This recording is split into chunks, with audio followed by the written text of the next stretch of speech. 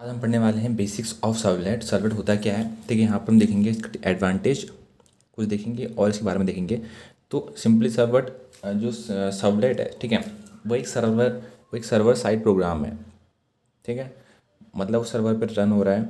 कैसे रन हो रहा है वो देखते हैं। That run on a web और एप्लीकेशन सर्वर। वो वेब में या एप्लीकेशन सर्वर में रन हो रहा है और act as a middle layer between result coming from web browser and data basis और द एप्लीकेशन ऑन सर्वर, ठीक है। तो कहना क्या चाहता है वो देख लेते हैं।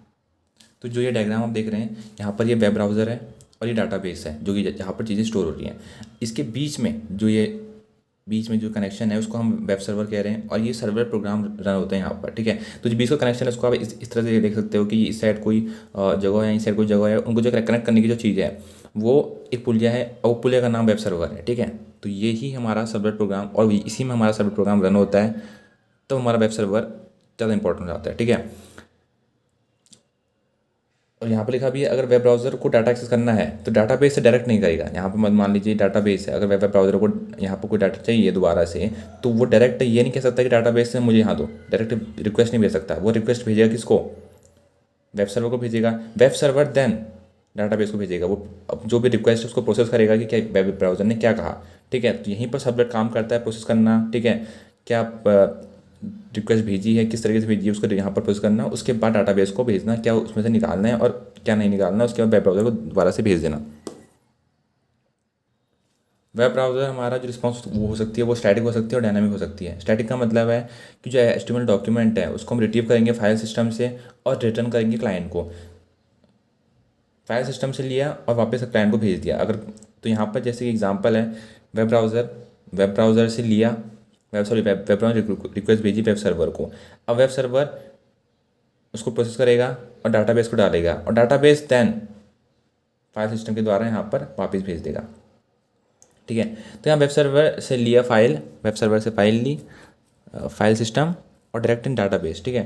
डायरेक्ट डाटाबेस में डाल दिया या फिर अगर इसको वेब ब्राउज़र से मतलब मान लीजिए कोई इन्फॉर्मेशन डाली, यूज़र ने अपना कोई नेम ईमेल आईडी डाला, तो सिंपली वो किस में डालेगा? वेब सर्वर में उसने रिक्वेस्ट भेजी, ठीक है। या सॉरी, वेब सर्वर ने रिक्वेस्ट भेजी वेब ब्राउज़र को। वेब ब्राउज़र सीधा फाइल सिस्टम में अपने डाटा को स्टोर करेगा और डाटा फाइल सिस्टम में स्टोर करने के बाद फिर डाटाबेस में जाएगा। तो यहाँ पर क्या हो रहा है, कहने का मतलब है सिंपली कि बीच में एक ऑब्स्ट्रक्शन लगा दिया, एक ऑब्स्ट्रक्शन लगा दिया कि उसके द्वारा काम होगा, ठीक है। एक बीच में जैसे कोई दल्ला होता है, ठीक है। तो क्या होता है वहाँ पर हम डायरेक्ट प्रोसेस नहीं कर पाते हैं वहाँ पर, या फिर दल्ला कह सकते हैं, फिर एग्जांपल कह सकते हैं कि कोई भी मिडल मैन है। तो मिडल मैन क्या करता है कि आपको उसके द्वारा गुजरना है तब जाके आपका काम होगा। वहीं यहाँ पर भी उस तरीके से स्टैटिक में। डायनेमिक में क्या है? डायनेमिक में हमारा HTML document generated by program is response to an HTTP request, ठीक है। यहाँ पर एचटीटीपी रिक्वेस्ट आपको करनी पड़ेगी और एचटीटीपी रिस्पॉन्स ही आपको मिलेगा। फॉर एग्जांपल के लिए यहाँ जो जावा सर्वलेट है, ठीक है, ये पहली टेक्नोलॉजी है जो प्रोड्यूस करती है डायनेमिक सर्वर रिस्पॉन्स, ठीक है। तभी इंपॉर्टेंट भी हो जाता है, ठीक है। और servlet is a class initiated by server to produce a dynamic response, ठीक है।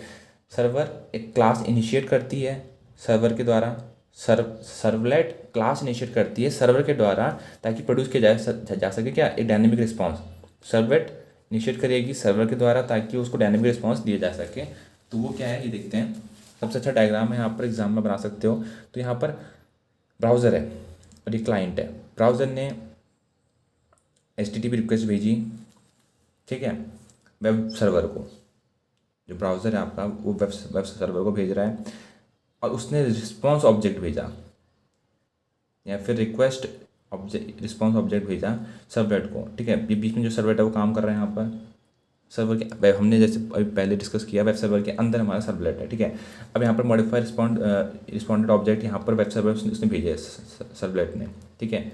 उसको मॉडिफाई करके ऑब्जेक्ट को, उसके बाद वो दोबारा से कहाँ से ले गया? एचटीटीपी रिस्पॉन्स बन के क्लाइंट के पास चले गया। तो ये इंटरनल ऑपरेशन हो रही हैं, ठीक है, ताकि कम्युनिकेशन को फास्टर बनाया जा सके। जो भी HTTP रिक्वेस्ट भेजी गई है उसको HTTP रिस्पॉन्स में ही उसी तरीके से उसको दोबारा से भेजा जा सके, ठीक है। जिस जिस रिस्पॉन्स में आया था, जिस फाइल्स में आया था, उसी फाइल्स में वो गया भी है, ठीक है। जो ऑब्जेक्ट के साथ वो आया था उस ऑब्जेक्ट से गया भी है, बस उस ऑब्जेक्ट को मॉडिफाई करके जो भी उसमें चीज़ लगानी चाहिए उसको मॉडिफाई करके उसने दोबारा से क्लाइंट को भेज दिया। तो यही काम हमारा डायनेमिक पेज में हो रहा है कि उसी चीज़ को वहाँ पर मॉडिफाई करके करना है। स्टैटिक में हमारा क्या था कि स्टैटिक में हमें सिंपली फाइल सिस्टम वहाँ पर जो चीज़ें थी उनको भेज रहा था, ठीक है। तो ये बस एक डिफरेंस है। तो Java servlet serve same purpose as common gateway interface. तो जैसे CGI होता है हमारा जो कि सबसे पहले आगे काम करता है, ठीक है, किसी भी एप्लीकेशन में, किसी भी चीज़ों में, तो उसकी उसी तरह काम हमारा जावा सर्वलेट का भी है। और कुछ एडवांटेज हैं, इससे परफॉर्मेंस बेटर होती है क्योंकि फास्ट काम करता है। प्लेटफॉर्म इंडिपेंडेंट है बिकॉज दे आर रिटर्न इन जावा, क्योंकि ये जावा में लिखे गए हैं। जावा में सबसे मतलब एक चीज़ ये है कि प्लेटफॉर्म इंडिपेंडेंट है, किसी एक पर्टिकुलर एप्लीकेशन में नहीं चल सकते हैं, अलग अलग एप्लीकेशन में ही चल सकते हैं साइमल्टेनियसली, ठीक है। तो और तीसरा है कि सर्वलेट एग्जीक्यूट करता है within the address space के अंदर ये अपना जो भी है काम करेगा of a web server. It is not necessary to create separate process to handle each client request. जरूरी नहीं है कि आप अलग ठीक है सेपरेट चीज प्रोसेस बना रहे हो, ठीक है। एक ही प्रोसेस के अंदर ये जो बहुत सारी क्लाइंट की रिक्वेस्ट है उनको प्रोसेस कर देगा। तो ये इसकी एडवांटेज है। तो उम्मीद करता हूँ आपको समझ में आया होगा टॉपिक। और इसकी अगर कोडिंग आपको चाहिए तो आप बाकी जो प्लेलिस्ट है उसमें देख सकते हैं। Thank you.